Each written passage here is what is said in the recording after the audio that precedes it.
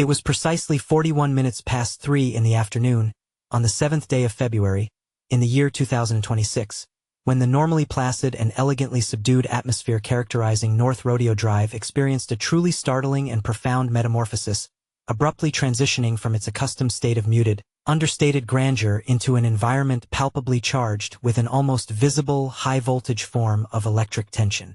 Within this newly energized air, the renowned figure of Meghan Markle, carefully obscured behind the protective, opaque shield of oversized, dark-tinted eyewear and enveloped in the luxurious embrace of a bespoke, ivory-colored cape coat that seemed to exude an almost tangible aura of hushed, inherited wealth, proceeded with measured steps toward the primary, flagship Chanel boutique situated in the heart of Beverly Hills.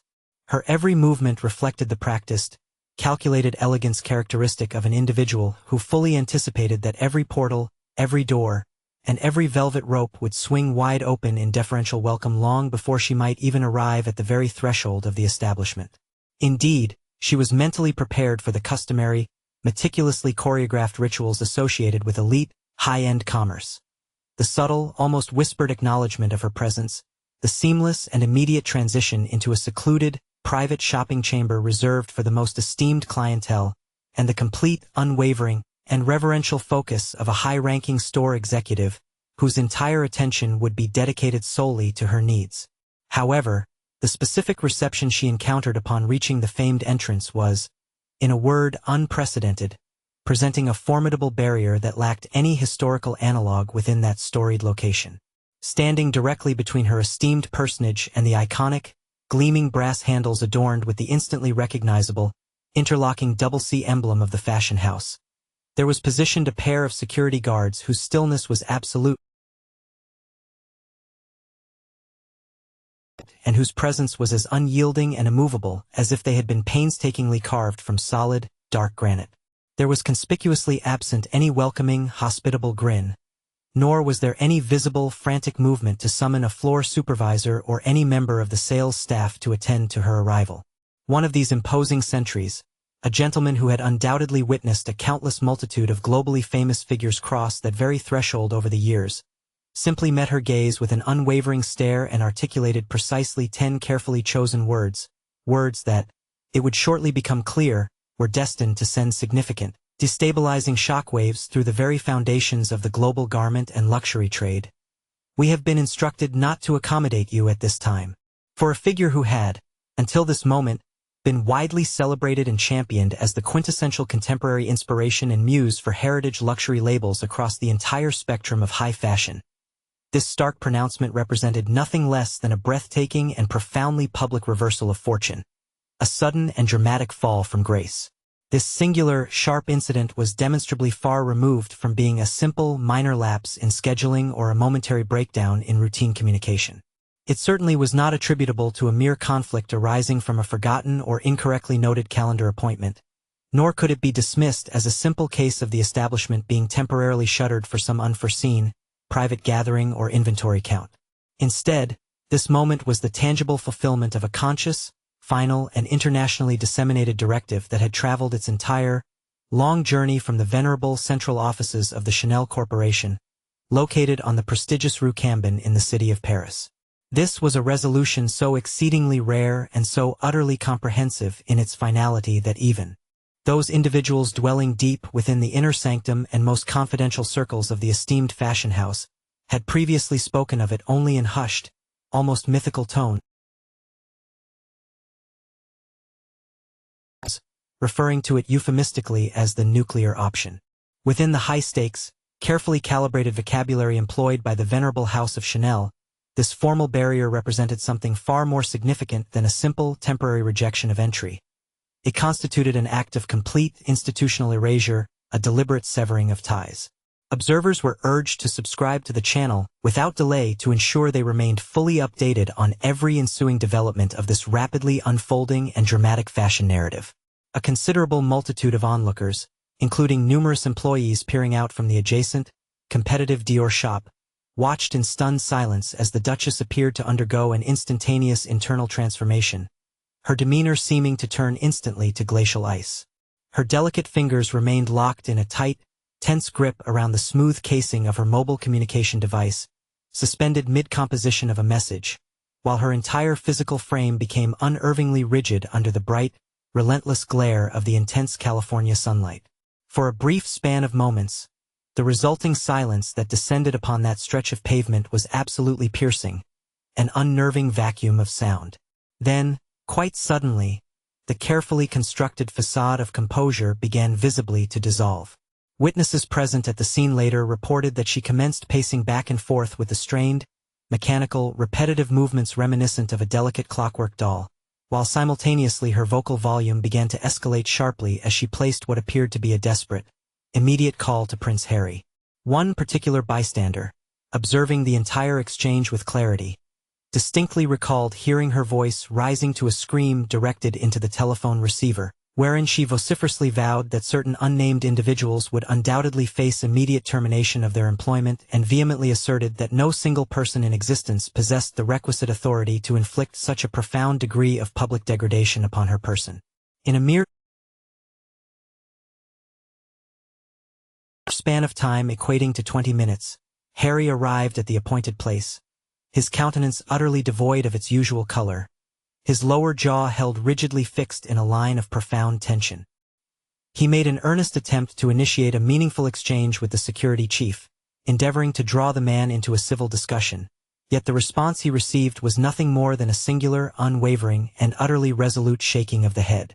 There would be absolutely no allowance for any departure from the established protocol, no deviation whatsoever.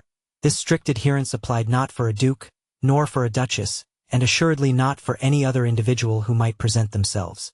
As the digital lenses belonging to 3 separate onlookers began their silent operation, meticulously documenting those 12 arduous minutes of public isolation and exclusion, the assembled populace started to dimly perceive a starkly altered reality taking shape.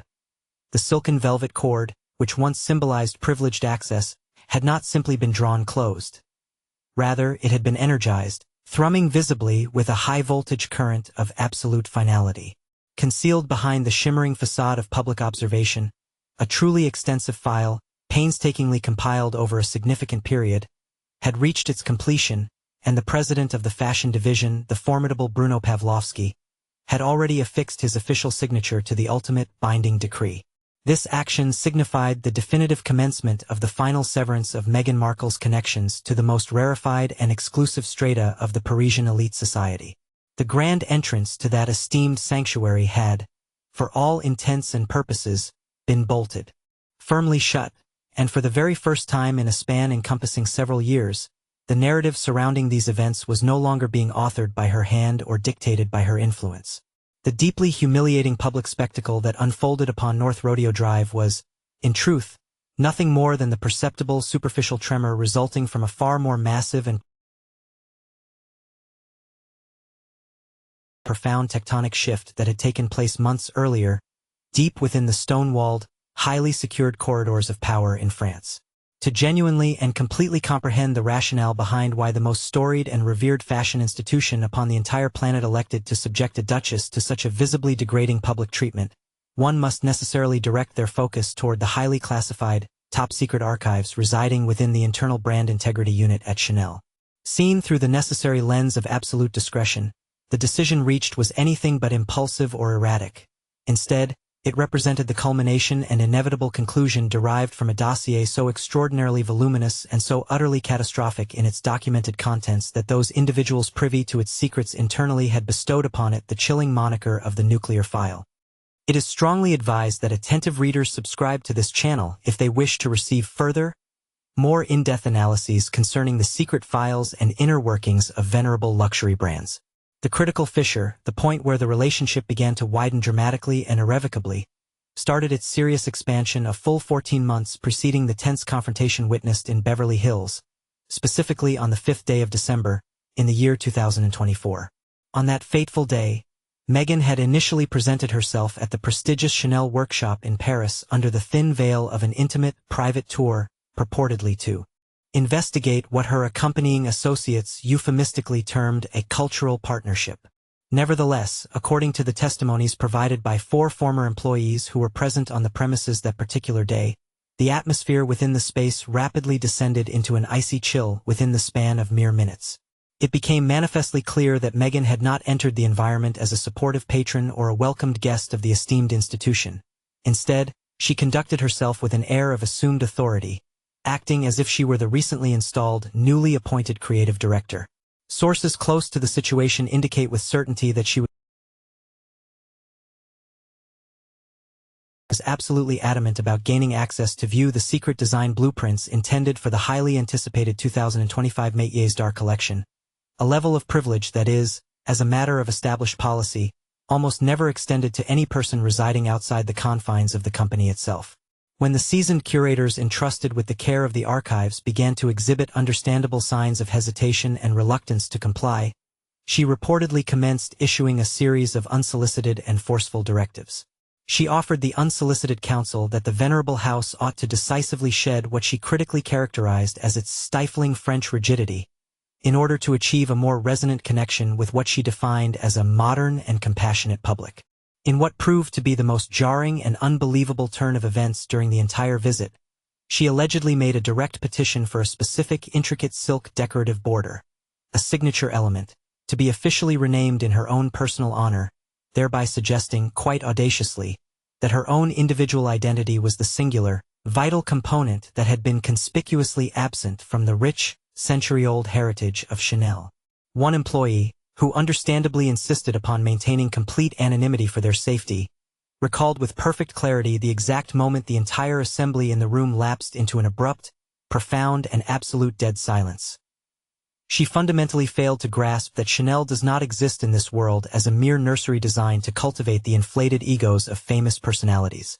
It stands instead as a veritable cathedral dedicated to the highest principles of style, and within the sacred confines of a cathedral, one does not presume to instruct the clergy on the proper execution of the established liturgy. This specific, highly contentious visit served as the undeniable final breaking point in a persistent and growing pattern of conduct that had been diligently recorded and documented since the nascent early months of 2023. The comprehensive collection of evidentiary documents, which was subsequently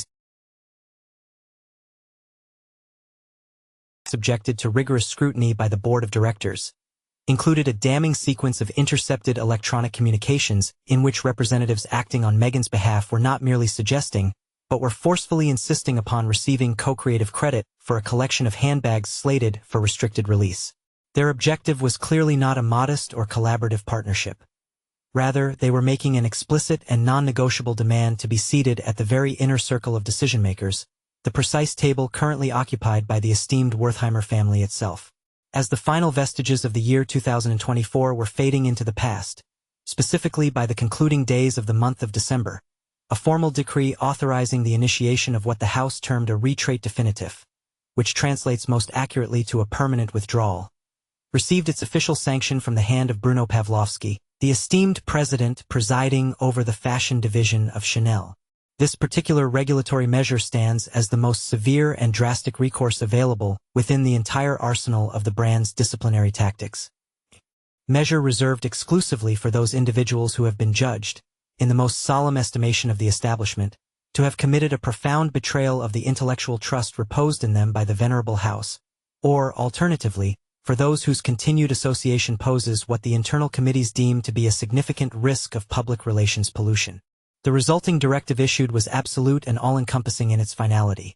It mandated a complete prohibition on admittance to any and all events, a cessation of all booking privileges, a strict denial of any merchandise loaning, and, perhaps most crucially of all, an enforced severance from any public link or association whatsoever.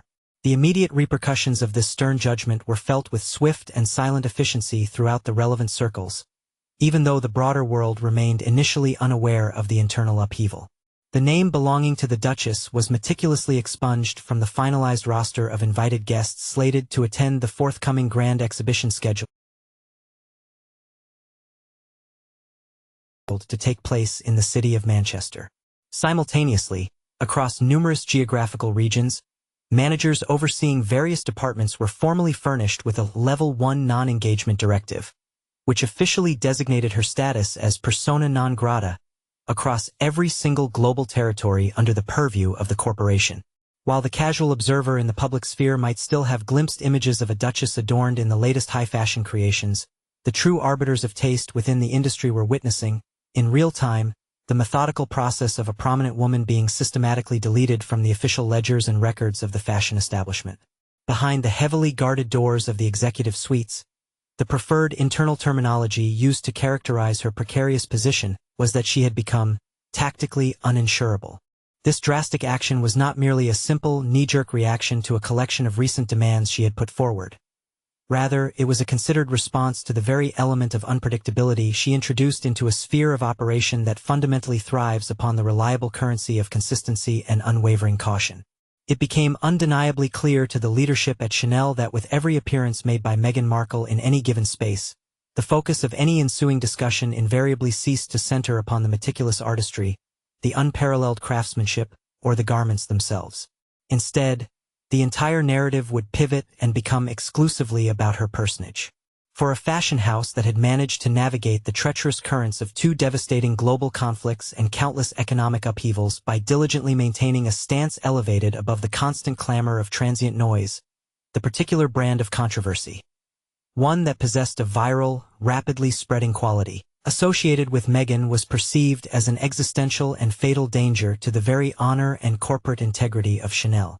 Consequently, the tense confrontation that unfolded in the environs of Beverly Hills on the 7th day of February in the year 2026 was decidedly not the result of a mere oversight or a regrettable blunder committed by some junior security officer on the ground. Instead, it represented the public manifestation of a judicial sentence that had been formally handed down a full 12 months prior, deep within the historical heart of the French capital. The locks had been firmly engaged, the internal bolts thrown home with finality, and for the inaugural time in her public life, the Duchess encountered a door so securely fastened that no conceivable amount of royal pedigree or media influence possessed the power to coax it open. One should not neglect to remember to subscribe to this channel, ensuring that you remain privy to every unfolding moment of this high-stakes and deeply consequential narrative as it continues to develop. The very public and highly visible clash that took place on the prestigious thoroughfare of Rodeo Drive served as the final, explosive discharge, yet the fuse that ignited this sequence of events had actually been set alight 3 years earlier, during a specific period now recalled in the most hushed and cautious tones within the rarefied fashion hubs of both Paris and New York, a time ominously referred to as the Mood Board War. This represented a duration spanning several months in the middle of the year 2023, an era when the ambitious and sweeping creative designs conceived by the Duchess of Sussex collided headlong with the immovable, impenetrable bulwark constituted by the historical legacy and established traditions of Chanel. This entire unfortunate episode proved to be something far more profound than a mere disagreement concerning superficial visual aesthetics. It constituted a fundamental, core conflict between two entirely antithetical ideologies regarding the nature and exercise of influence. Indeed, it was during the month of May in the year 2023 that the business counselor representing Meghan at the Archwell organization, a woman named Vanessa Lauren, initiated the first overtures of dialogue with the dedicated United States Media Liaison Office of Chanel. The designated intermediary chosen to act as the go-between in these delicate initial discussions was Zara Carmichael, an individual formerly employed as a public relations specialist for Goop, who had cultivated a notable reputation for successfully facilitating agreements between prominent figures in Hollywood and the grand European luxury houses. The proposal itself, when finally presented, was characterized by an extraordinary degree of boldness. The suggestion centered upon the creation of a highly exclusive, restricted-run philanthropic collection tentatively titled Archwell x Chanel. The central tenet of the entire pitch advocated for a deliberate and powerful fusion between the transformative and enduring legacy established by the iconic Coco Chanel and the contemporary, purpose-led branding ethos championed by Meghan. The confidential internal records, which were successfully salvaged from a digital server that had unfortunately succumbed to a malicious intrusion at a notably prominent public relations agency, initially revealed that the very first documented response emanating from the esteemed House of Chanel was one characterized by an exquisitely refined, quintessentially French brand of courteousness. Nevertheless, when one delved into the more candid internal commentary generated during that inaugural preliminary discussion, the the sentiment expressed was dramatically and considerably more forthright and unvarnished. Indeed, a senior executive within the leadership structure of the company decisively characterized the disposition adopted by the personnel representing Archwell as being overtly overstepping the established boundaries, and further pointed to a clear demonstration of a profound lack of proper reverence for the venerable, century-old architectural foundation upon which this brand has been meticulously constructed. Notwithstanding these subtle yet significant cautionary signals that were clearly articulated, arrangements were nevertheless finalized for a formal, high-stakes presentation to take place precisely on the 14th day of June, in the year 2023, scheduled to occur within a discreet and intentionally sequestered meeting chamber offering panoramic vistas overlooking the verdant expanse of Central Park in the bustling metropolis of New York City. That particular, fateful gathering would subsequently become indelibly etched into the historical annals of the world of high fashion, as the precise moment when the delicate thread connecting the two entities began its rapid and irreversible descent into utter combustion. Meghan arrived, presenting a meticulously prepared digital slide deck, the title of which immediately signaled potential friction: Reimagine Chanel, from exclusivity to empathy. To the seasoned leaders seated attentively across the polished expanse of the conference table, this title alone was instantly perceived not merely as a suggestion, but as a direct and utterly unambiguous personal affront. The entirety of the meticulously constructed financial framework supporting the venerable establishment of Chanel is fundamentally and inextricably predicated upon the very concept of exclusivity. Consequently, the proposition advocating for the utilization of empathy as a primary marketing instrument was universally regarded as a perilous dilution, a deliberate watering down, of the institution's intrinsic, almost sacred aura. According to the recollections shared by three distinct individuals who were present within the confines of that room, the subsequent presentation unfolded as a relentless sequence of profoundly demanding stipulations, which were, rather disingenuously, framed and delivered under the guise of constructive creative input. Meghan passionately advocated for an entire array of silken garments where the globally recognized, iconic double C monogram would be entirely eliminated from view, or, at the very least, intentionally counterbalanced or harmonized with a delicate, understated floral motif specifically designed to serve as an emblematic representation of Archwell. She forcefully argued that the celebrated fashion label was urgently in need of a fundamental transformation in order to successfully resonate with and capture the attention of a younger demographic cohort that possesses a heightened social consciousness. Furthermore, subsequent reports indicated that the palpable tension permeating the atmosphere within the room reached a critical, breaking point when the discussion pivoted toward a proposed, entirely new line of accessories touted as being environmentally responsible purses. In a move that seemed calculated to escalate matters further, Meghan formally suggested that the flagship item within this prospective collection should be bestowed with the distinguished appellation, the Diana, when a legal representative acting on behalf of Chanel politely yet firmly interjected to inquire whether she had successfully secured the requisite formal consent from either the estate of the Spencers or the esteemed royal collection to employ the revered name of Princess Diana for the purposes of a commercial, for-profit fashion enterprise. Meghan reportedly leaned forward decisively in her seat and articulated a response laden with personal conviction, stating firmly, "I carry her legacy deep within the very core of my soul. I find myself in absolutely no requirement of obtaining a formal permit simply to render a heartfelt tribute to my own beloved mother-in-law." An immediate and profound silence descended upon the assembled company, a silence so heavy it seemed to press down upon the very air.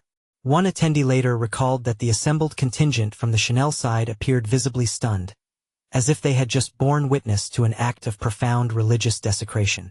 Within the rarefied and fiercely protective sphere of French haute couture, tradition is not an abstract concept to be casually reworked or manipulated for the sake of a fleeting news release.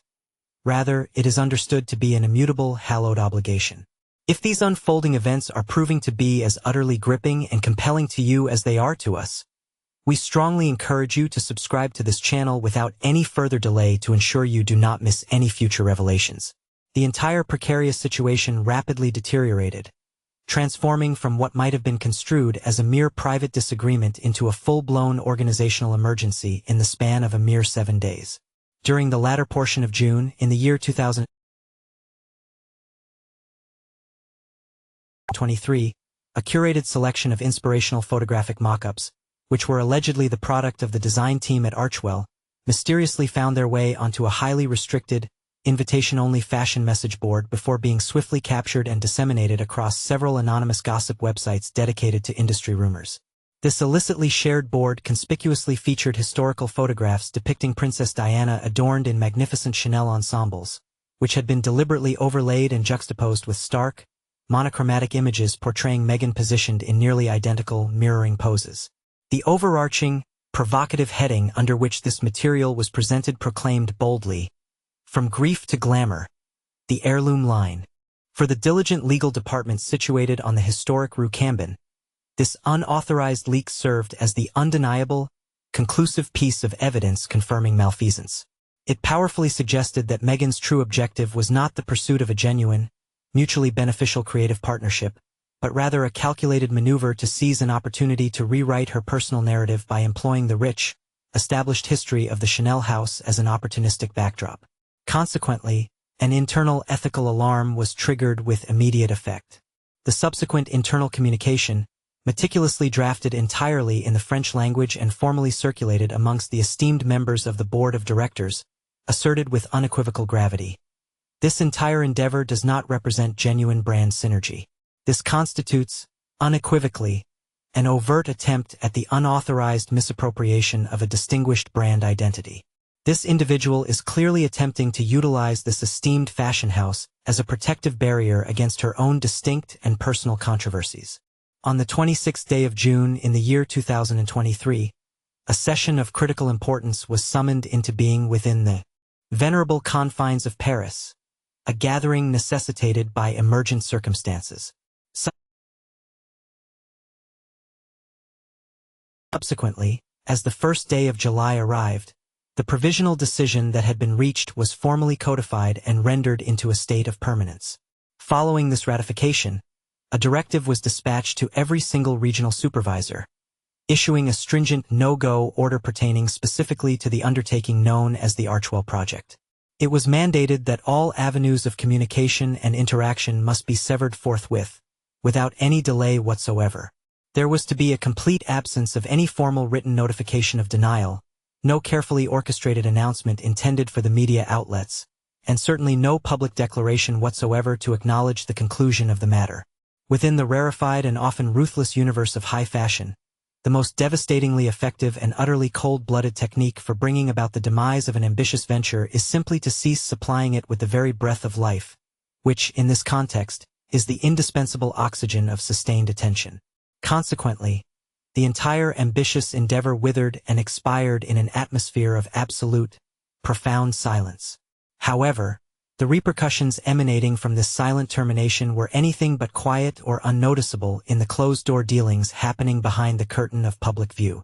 Various individuals who maintained close proximity to the Duchess offered the assertion that she failed to perceive this outright rejection as merely a pragmatic commercial calculation.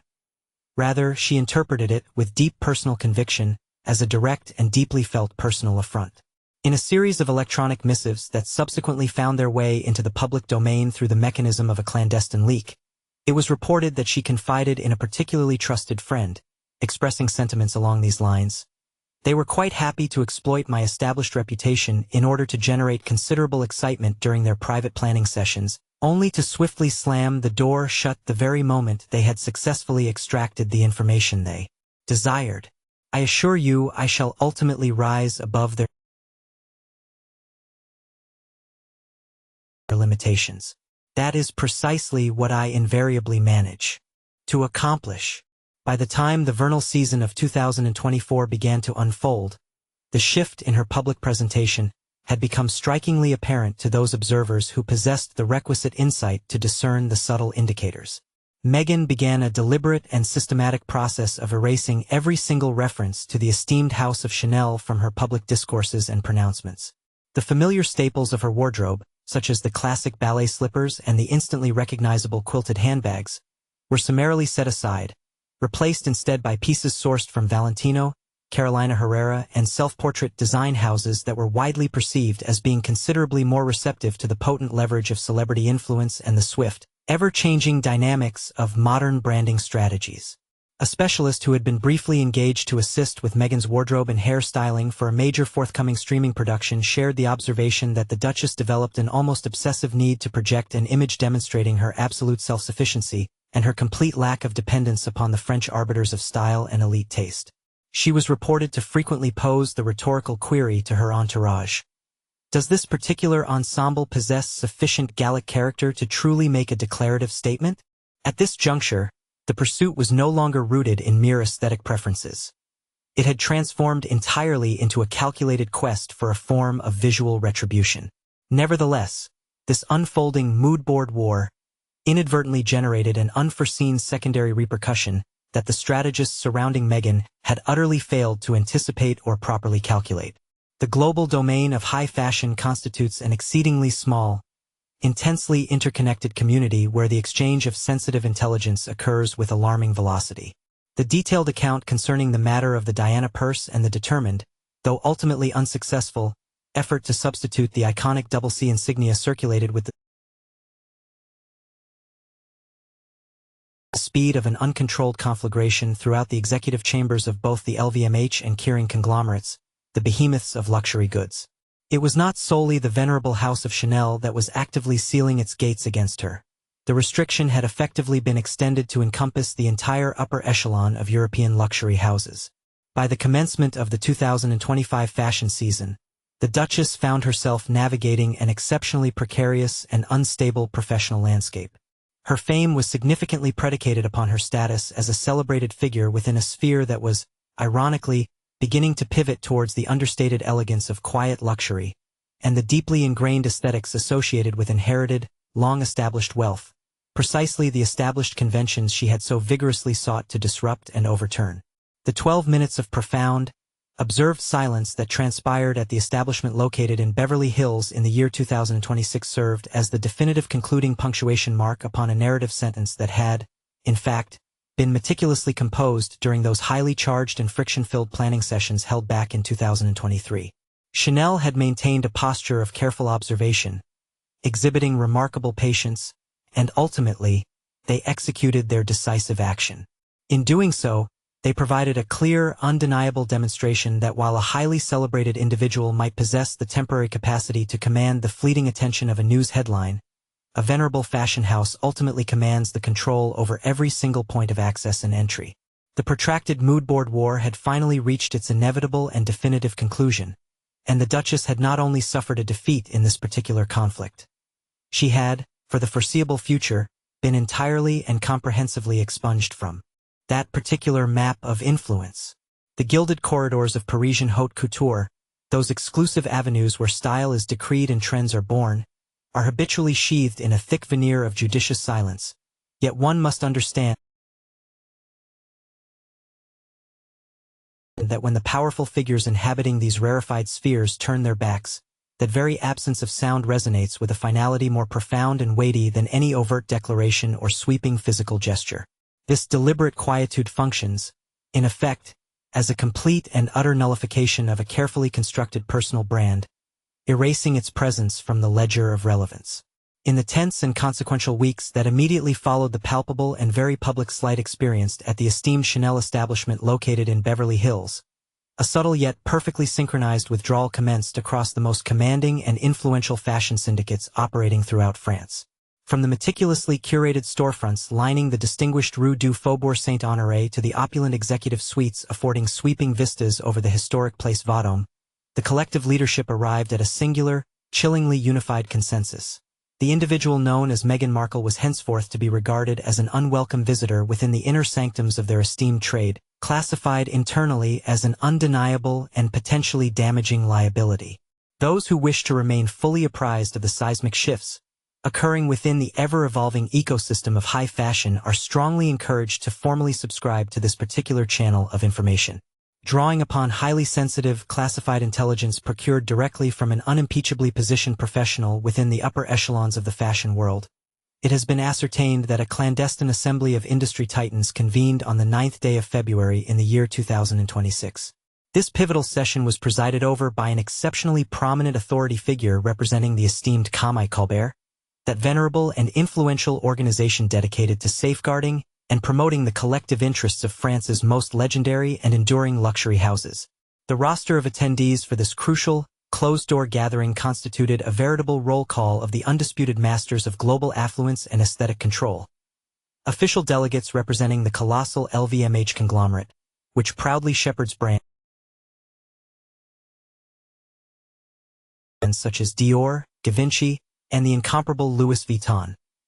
Representatives from the rival Kering Group, the corporate entity that commands ownership over icons like Balenciaga, Saint Laurent, and Bottega Veneta, and, naturally, the privately governed, immensely powerful titan that is Chanel. Although absolutely no official minutes or public pronouncements were ever released concerning the proceedings of this clandestine meeting, a fragment of the internal dialogue, which subsequently found its way into unauthorized circulation, vividly illuminates the cold, rigorously calculated precision underpinning their shared strategic maneuver. The central, foundational judgment delivered was starkly unambiguous. Effective immediately and until any further formal notification to the contrary, the Duchess of Sussex was to be systematically expunged from every significant invitation registry, removed from all primary access logs for private showrooms, and deleted entirely from any forthcoming spreadsheets detailing potential influencer collaborations. The internal rationale justifying this sweeping exclusion was formally categorized under the ominous heading of public relations contamination risk. Within the high-stakes arena of elite global commerce, where the most fleeting piece of negative news that achieves viral velocity possesses the terrifying capacity to erode the intrinsic value of a reputation painstakingly cultivated over a century or more, the disruptive and highly charged celebrity of Meghan was perceived as an infectious agent, contagion that the established industry structure was no longer willing to risk harboring or accommodating. Even though the venerable House of Chanel had been the very first entity to initiate this decisive action, executing their repudiation in the most overtly conspicuous manner possible, the remaining major fashion houses wasted absolutely no time in meticulously reinforcing and solidifying this newly drawn boundary line of exclusion. Dior, an institution whose very name is synonymous with enduring French elegance and which had,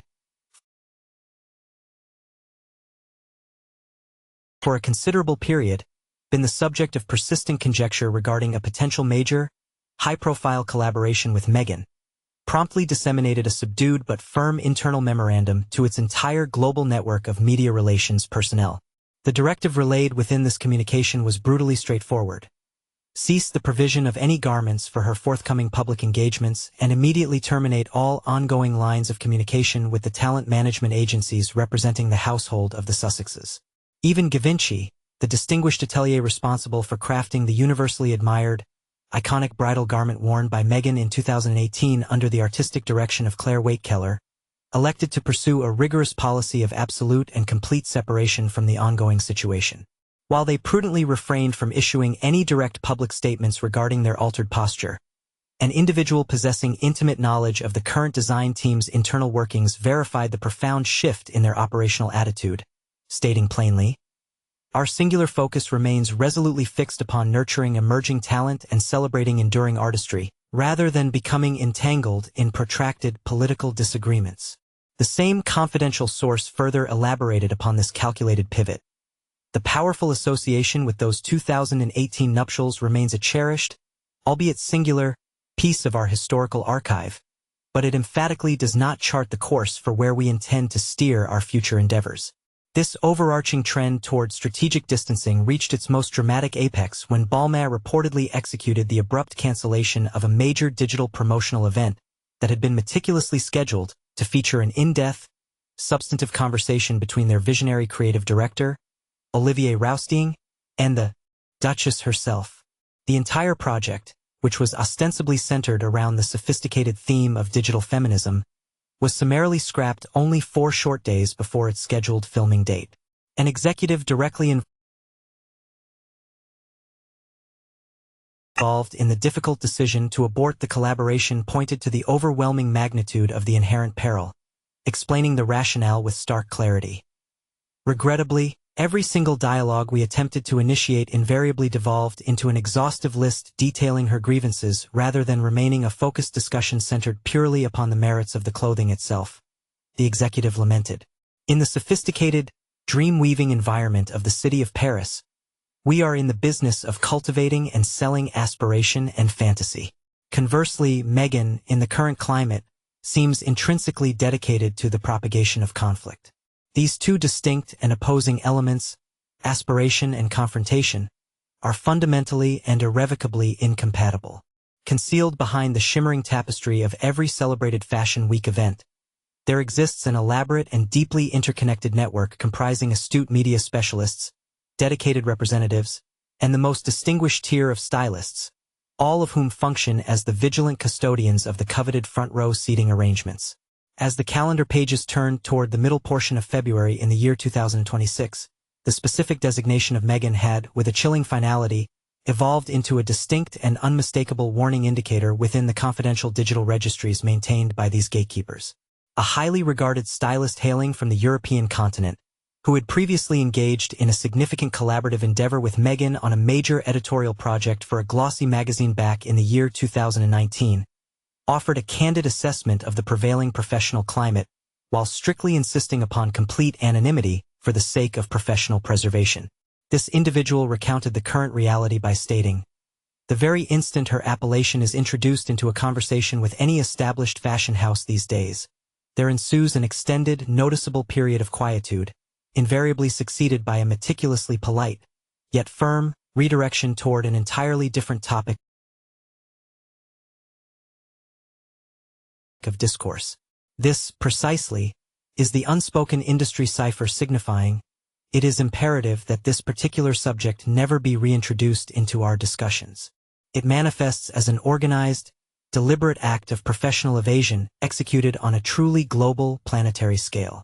The tangible ramifications of this chilling professional moratorium became overwhelmingly evident when the preliminary roster of invited dignitaries for the esteemed Paris Fashion Week, an event scheduled to unfold between the 4th day and the 11th day of March in the year 2026, was disseminated among the select circle of media luminaries. Meghan Markle, a figure who, not so long ago, customarily occupied places of prominence directly adjacent to the world's most profoundly influential editorial figures, was nowhere to be located on this comprehensive listing. A thorough examination confirmed her conspicuous absence from the front row at the presentations hosted by Dior. Moreover, her name could not be discovered among those backstage at Schiaparelli's showings.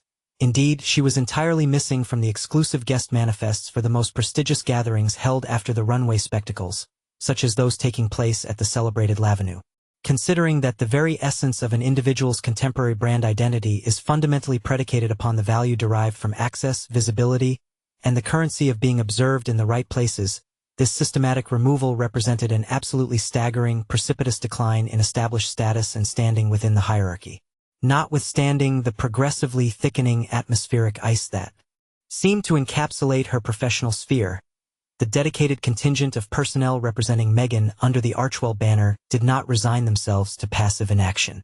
Investigative inquiries suggest that her retained public relations entity, known as Elmer Strategies, undertook a notably strenuous and arguably desperate maneuver to attempt a significant recalibration of her public perception between the 8th day and the 10th day of February. Reportedly, this firm proactively presented no fewer than 5 distinct narrative strategies designed to frame a positive reconciliation with major news organizations. These included the proposition of securing a digital cover feature centered on the theme of sustainable, high-end couture, arranging a highly visible podcast engagement featuring the renowned designer Stella McCartney, and even putting forth a formal proposal for a highly intellectualized TED Talk, tentatively titled Reclaiming Creative Space. The response received from the established world of high-profile publishing proved to be just as profoundly frigid and unresponsive as the reactions emanating from the venerable fashion houses themselves.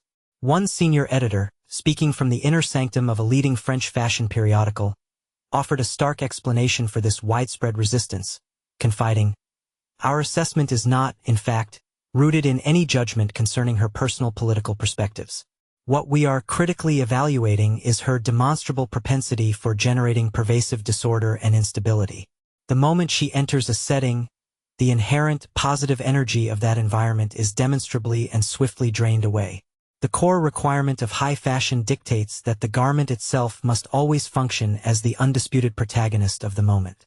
However, in her presence, the inevitable protagonist invariably becomes the ensuing controversy or dispute. Across the entirety of the French media landscape, the tone of reporting underwent a distinct shift, moving decisively from mere interest to outright censure and disapproval. For instance, the esteemed newspaper Le Figaro published a comprehensive fashion analysis bearing a headline that conveyed the precise meaning, "The profound silence maintained by Chanel, an authority far more potent than any uttered words." Even the French iteration of Vanity Fair, which had, in earlier years, staunchly championed the Duchess's aesthetic sensibilities, issued a recent feature article asserting unequivocally that she had fundamentally confused the act of creating disruption with the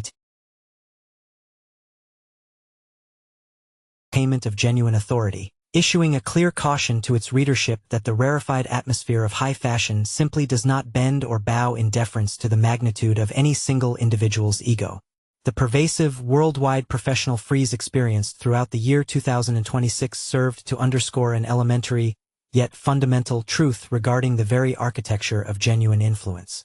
Whereas the celebrity culture dominant in the United States often finds its sustenance and propulsion in sheer noise, clamor, and the fleeting nature of viral moments, the established European fashion elite draws its profound strength from tradition, meticulous caution, and the immovable power inherent in the single word, no.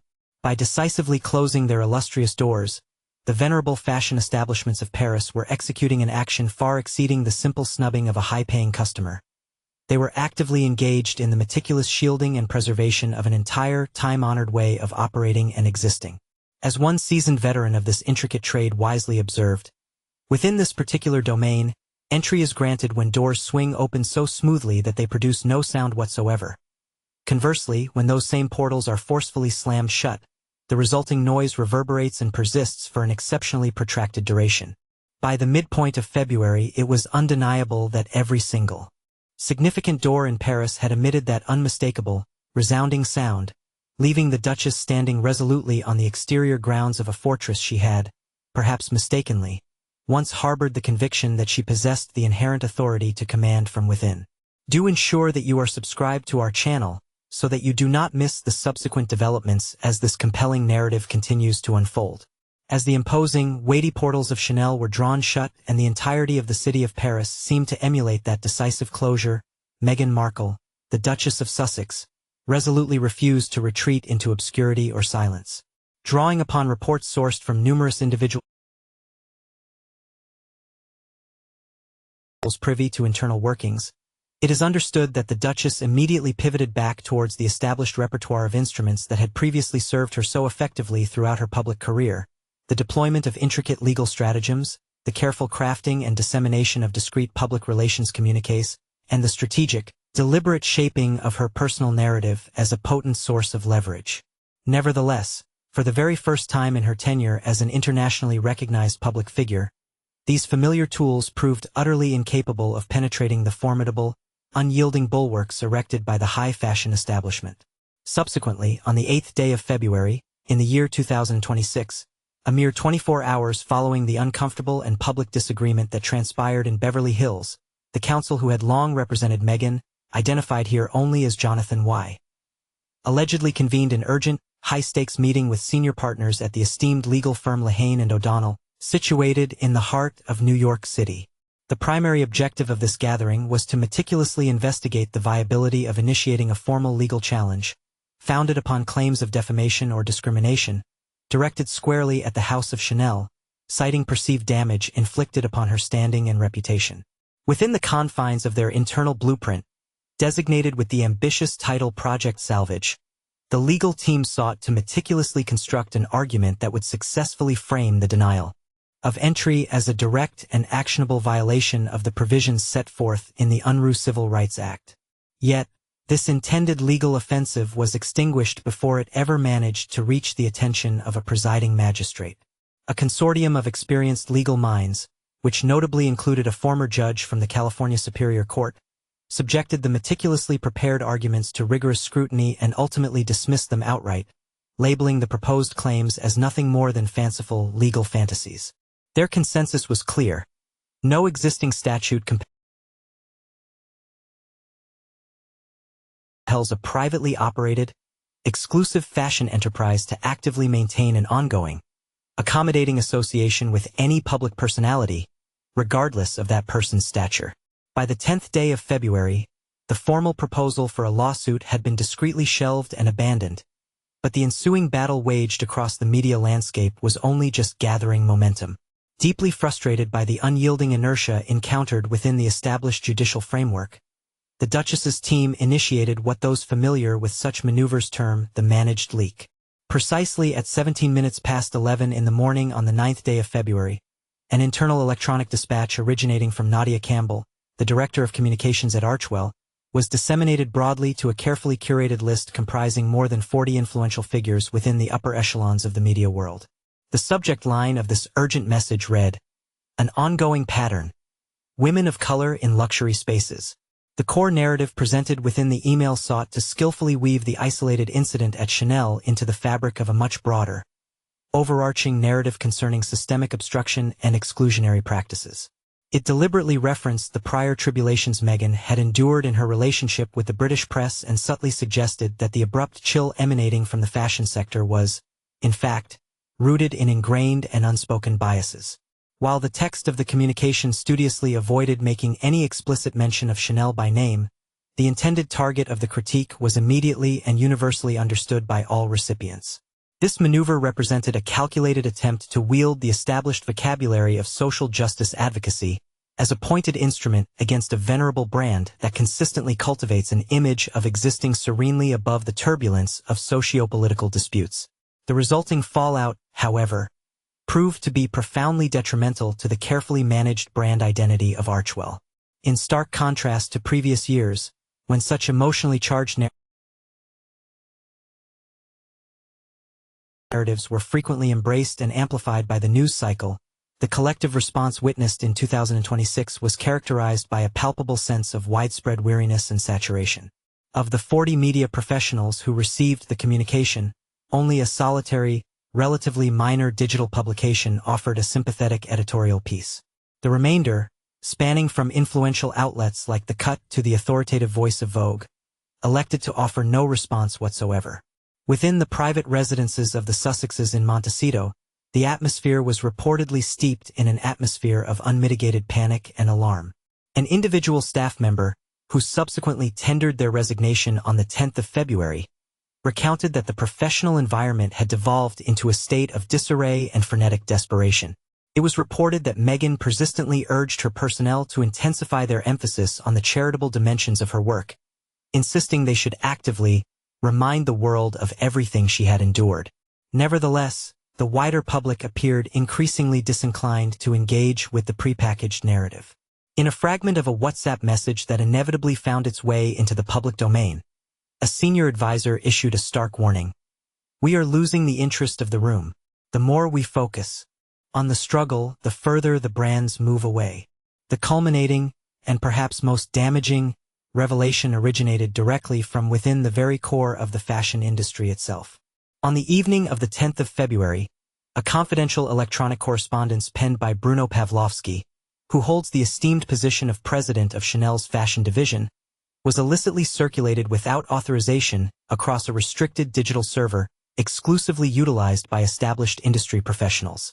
This message, dated significantly earlier, specifically on the 28th of January, weeks before the incident even occurred on Rodeo Drive, served to articulate the house's posture with unequivocal clarity. It stated plainly, "There are times when keeping quiet protects the house better than saying something. We cannot be asked to take on chaos just for the sake of a celebrity." The choice regarding M. Markle was about strategy, not feelings. The calamitous revelation of the message originating from Pavlovsky served as the definitive, unmistakable signal that the highly exclusive and often impenetrable gates of the world of high fashion had been firmly and deliberately locked against her influence. This single event instantly transformed Meghan's public perception, shifting her narrative in the estimation of every significant marketing consortium operating across the entirety of Europe, moving her from the perceived role of a wronged party to that of a distinct and troublesome liability. As the days progressed and the middle of that particular week arrived, the most esteemed and powerful public relations organizations situated in both the bustling metropolis of New York and the elegant avenues of Paris began the systematic process of inscribing the Duchess's distinguished name onto their internal, highly restrictive do not book registries. One particularly influential senior executive, speaking with absolute candor within the confines of a private professional digital exchange, articulated the prevailing sentiment with stark directness, stating unequivocally, "She no longer possesses the capacity to effectively move merchandise. Instead, her presence now serves only to propel the resulting news cycle in an unfavorable and counterproductive trajectory." When the first rays of the morning sun illuminated the world on the 11th day of February, the Duchess discovered herself enveloped in a profound and unprecedented solitude, a form of isolation she had never before experienced in her life. Her concerted efforts to employ legal countermeasures had proven utterly ineffective, while the carefully orchestrated releases of information to the press had inadvertently generated considerably more detriment than benefit to her standing. Furthermore, her once assured position among the arbiters and tastemakers who dictate the very essence of contemporary style had entirely dissipated into the ether. She had, with considerable effort, attempted to force her way into the inner sanctum, the very temple of elite acceptance. Yet in doing so, she had tragically overlooked the single most crucial unwritten decree governing that rarefied stratum of society. In an arena where the mere extension of an invitation constitutes the ultimate validation, those individuals who resort to physically forcing entry by attempting to kick down the established portals are almost invariably destined to remain forever outside the threshold, never to be welcomed in. The comprehensive reports compiled by various investigative entities were delivered with unshakable certainty. Meghan Markle was no longer engaged in a struggle to secure a mere seating arrangement at a forthcoming fashion presentation. Instead, she was engaged in a desperate, career-defining battle for her very professional existence within an industry that had reached a collective, unanimous consensus that it was utterly fatigued and finished with the persistent clamor she generated. The ensuing silence that descended was not merely an absence of audible discourse. Rather, it was the distinct, resonant sound of an established, historic brand pivoting decisively toward an entirely different trajectory and focus. By the 11th day of February in the year 2026, precisely 4 days after the revered doors of the establishment known as Chanel were ceremoniously closed to her influence on Rodeo Drive, the nature of the entire conflict had fundamentally mutated. It had transformed from a contest centered on gaining entry into the sphere of high fashion into a frantic, all-consuming skirmish to retain any semblance of her standing within the broader cultural landscape. The repercussions stemming from this sweeping international blacklisting extended far beyond the mere realm of luxurious apparel. It represented a comprehensive systemic failure that placed the entirety of the Sussex's burgeoning business enterprise under severe and immediate jeopardy. Within the hushed, meticulously protected enclaves of Montecito and the sleek, contemporary headquarters scattered throughout Hollywood, this unfolding news was being received with chilling and undeniable clarity. The Duchess was no longer considered an asset contributing positive value. She had become, instead, a cautionary emblem, a stark and potent warning to any other aspiring figures. According to pronouncements from leading executives at several major streaming and video production services, the negative impact generated by the incident involving Chanel struck their pending contractual agreements with the force of a colossal, overwhelming tidal wave. It was reported with some certainty that Archwell Productions had been situated within the very final stages of negotiating an immensely significant agreement to develop and produce a prestigious documentary series exploring the intricate historical links connecting royal lineage and the evolution of global fashion trends. One executive, speaking candidly, has already definitively categorized that ambitious project as unequivocally deceased. The rationale provided for this abrupt termination, they stressed, was not in any way related to the inherent merit or quality of the proposed narrative content itself, but rather stemmed from a catastrophic and irreversible deterioration in the public perception surrounding the principal subject. No established legacy brand, particularly those operating within the exclusive luxury sector, possessed the appetite or the willingness to be publicly associated with an individual whose defining current narrative had become inextricably linked with the theme of industry-wide repudiation.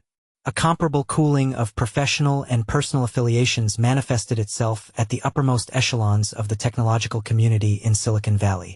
Plans for a highly anticipated, entirely novel podcast venture were permanently shelved after 3 substantial corporate sponsors abruptly withdrew their commitments within a span of 48 hours following the sequence of events that transpired in Beverly Hills. The internal justification conveyed to those directly involved in the project was brutally blunt. Meghan had, regrettably, become utterly brand toxic.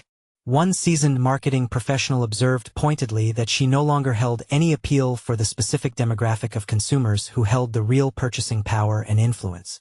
Instead of generating the desired feeling of aspiration and inspiration among the public, her involvement now seems solely to generate news pertaining to protracted legal disputes and ongoing contentiousness, precisely the 2 elements that large, risk-averse corporations endeavor most assiduously to avoid. The formerly warm and welcoming social cohort within California, which had once been so eager to embrace the presence of the royal émigrés, has likewise begun a noticeable process of drawing back and creating distance. Residents of the affluent Montecito community, speaking only in the strictest confidence, have articulated a palpable sense of mounting tension permeating the atmosphere. The customary flow of invitations to the most exclusive and socially significant charity galas that serve to animate California's social calendar has dwindled to nearly nothing. Even those prominent media figures who had previously offered the most robust and unwavering support for her endeavors, such as Oprah Winfrey and Gayle King, have maintained an unusually, perhaps strategically, conspicuous silence throughout this entire period of difficulty. As one longtime local resident summarized the situation with quiet resignation, the collective judgment of the industry has been rendered, and they have done so together with remarkable composure, concluding that this particular grand experiment has now definitively reached its terminus. Perhaps the most astonishing and deeply felt transformation currently unfolding pertains to the very domestic sphere within the Sussex residence itself. Confidential sources, individuals maintaining close proximity to the immediate family circle, have revealed that Prince Harry has begun initiating discreet, clandestine telephone communications, diligently exploring any conceivable avenue that might permit his eventual re-engagement with some form of productive capacity back in London. It is crucial to understand that this hypothetical endeavor would emphatically not constitute a reversion to the status of a fully functioning, working senior royal dedicated to the Crown's immediate service. Rather, it is envisioned as a more subdued, almost spectral, quiet return, perhaps concentrating solely upon those venerable charitable endeavors with which he was previously associated, operating deliberately outside the fierce glare of constant public scrutiny. However, the response emanating from the United Kingdom has reportedly been characterized by an unyielding and profoundly resolute firmness. Any potential pathway for the Duke's reintegration, it is widely understood, hinges precariously upon a single, immutable stipulation, a condition that, according to the established administrative offices associated with Princess and Lady Louise Windsor, remains utterly impervious to modification. The Duchess must categorically remain entirely excluded from any such arrangement. One individual intimately familiar with the internal workings of the royal household articulated this position with absolute and unambiguous clarity, stating emphatically, "The family remains perfectly amenable and indeed pleased to contemplate the welfare and potential future of their son, but they have reached a decisive terminus regarding the ongoing turbulence and incessant theatrics. There exists simply no permissible avenue for the return of both individuals simultaneously. The choice facing him is starkly drawn. It is a selection between the solemn obligations of his birthright and the specific narrative they have diligently attempted to construct and perpetuate from their current base in California." Meanwhile, Prince Harry, reportedly deeply unsettled and profoundly shaken by the widespread public humiliation directed at his wife by a commercial entity he had once held in the highest esteem, believing it to represent the absolute pinnacle of global prestige, is said to find himself caught in an agonizing and untenable predicament. He witnessed the collective global deference abruptly cease its performance on the 7th day of February, an occasion that brutally illuminated for him the stark reality that the protective fortifications surrounding the Sussex brand were far more porous and significantly less robust than he had ever permitted himself to imagine.